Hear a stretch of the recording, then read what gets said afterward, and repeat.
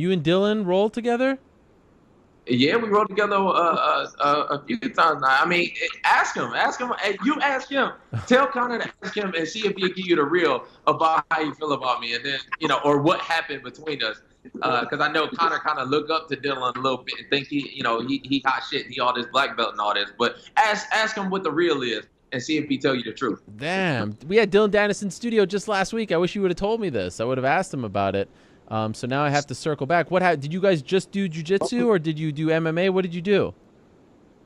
We just rolled. We just Okay. rolled over at Drysdale. And you beat him up. You beat him up. You embarrassed him. Did a little bit of wrestling, did a little bit of jiu-jitsu, and start tricking off on him and hitting reverse triangles and all Whoa. this. What can I say? But at the end of the day, again, I feel like I'm the real threat in this. And if I need to go out there and I need to prove it again, then that's what I'll do. I'll do it on October 6th. I'll do it any date. Either way, even if Anthony or whatever they don't make this fight happen, I'm showing up on October 6th. If I got to sit front row, I'm gonna be showing up, but I'm gonna be ready to fight. I'm gonna weigh in and make sure to play.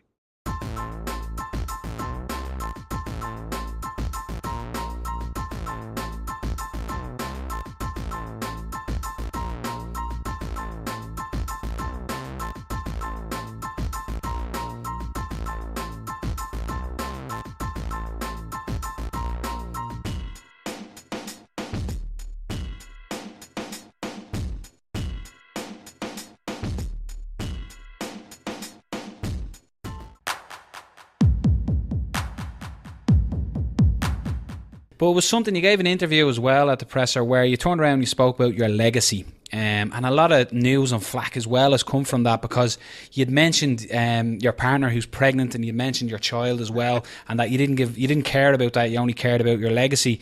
Now, what I took from that interview when you were talking is, like, a lot of people would say to become a great, you have to be selfish. You have to invest everything into your fight career.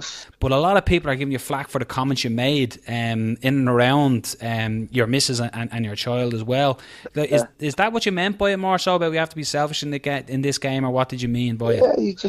Yeah, it's all about being selfish now until 8th of September. Listen, it's funny, I haven't even really read what people are saying, but my girlfriend's like sat next to me right now laughing. It comes to something, right, when stuff like that, my girlfriend's laughing at, and it's offending, grown men and grown women, that's just funny shit. Like, it doesn't affect them, what I've said. It's, my girlfriend and my daughter, they know what's what. And she was right next to me when I was giving that interview, and she was laughing. Some people just need to stop trying to be offended. All right, it might have come out as if, like, I don't give two shits, but right now, it's all about me until the 8th of September. I have to be selfish enough. And, after the fight, everyone knows the downtime, holidays, going to see my daughter. It's just people wanting to be offended. Do you think that's more so because people just don't know what it is to be an elite level fighter? Like, you are top of the food chain fighter. So do people just not understand what it takes, the sacrifice that it takes to get there? Yeah, people just don't know. Like, listen, in 5 weeks' time, all my life's work, will have led up to that one moment. 15 years in the making.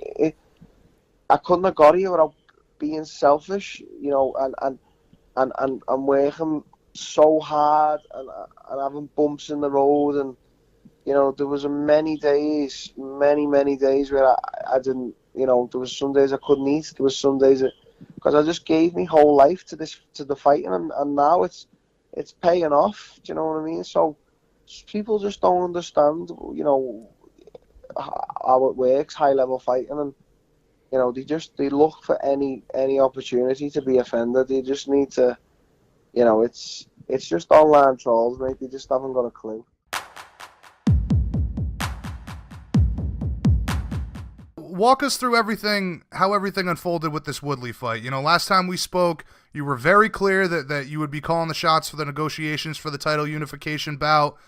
Then we all get blindsided with the news that Darren Till is going to fight Woodley, and the UFC plan to strip you. You had said all along that you'd be ready to fight November, December. Why did the UFC opt to go with Till, in your opinion? Because Woodley has sat out for 13 months. He hasn't fought. He's a little bitch, dude. He's doing his little soy boy diet out there in Hollywood talking about the Kardashians. He ain't fighting, man.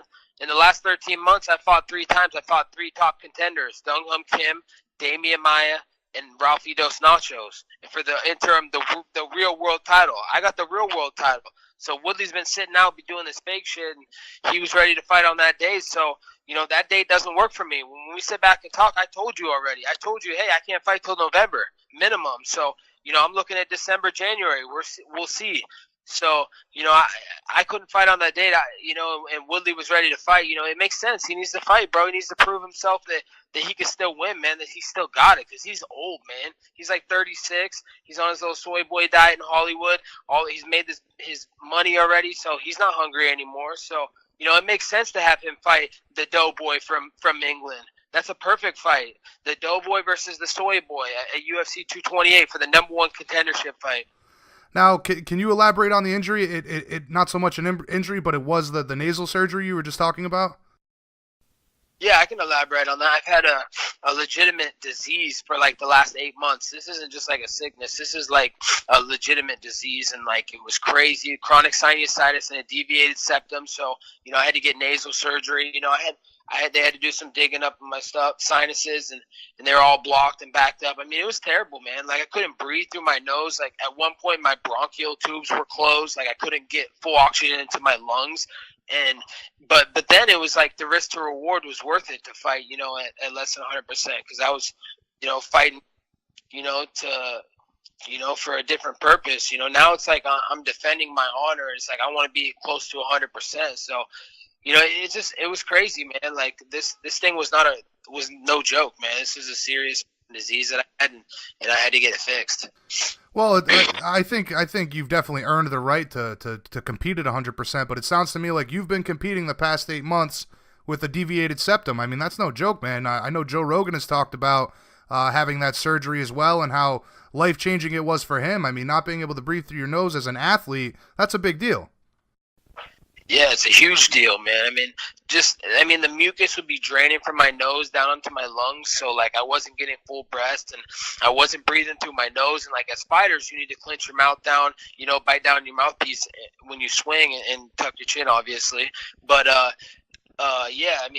it was tough, man. I was mouth breathing a lot in fights, like not closing my mouth because I couldn't breathe fully through my nose. So, it was rough, man. And that's why it didn't make sense for me to turn around and fight another championship title fight, 2 title fights in 3 months. I can't do that, man. I just fought a couple weeks before when they offered me the fight originally, and then I had surgery scheduled. So, that's too quick of a turnaround. I needed to get the surgery, get healthy, and then, I would have been ready to fight November, December. So, it's a serious thing, man. It's no joke, man.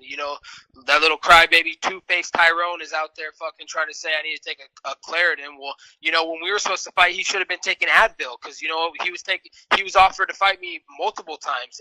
Last December and the year-end card in Vegas, he was offered to fight, but no, he couldn't fight me, but he could fight Nate Diaz or GSP. And then he was offered the Ultimate Fighter gig. No, he couldn't fight me, but he'd fight anybody else. So, he's a little bitch, and he needs to come back and prove his worth, that he's ready for the money fight with me, because I'm the draw now. He's not the draw. No one cares about that little race baiter. They care about me. I'm the money fight. MAGA, Trump 2020, baby. Yeah, and like I said, man, you had said all along to me, to many others, November, December, that's what you were targeting. I mean, it seems a little unrealistic to think that, following a surgery, like you said, two title fights in 3 months, that's a little crazy, man. Yeah, it's a little crazy, man. I need downtime for my body and my mind, and just digest and just live a normal life, not fight. I just fought 5 rounds. I'm not gonna go fight another 5-round fight on another 2 months later. I want a full. This fight deserves a full build up, a promotional build up. And I deserve a full camp, man. Like, I should go into camp feeling healthy. I shouldn't be going into camp just off a 5-round fight. Just had nasal surgery, just fucking limping around from sticking my foot so far up Ralphie Dos Nachos' ass that I had to beat his ass for 5 rounds like that. So, I deserved a little bit of time off and to fight when it's on my schedule. But I understand the UFC, has a slot to fill for their pay-per-view. So, let them fill it with that #1 contender fight.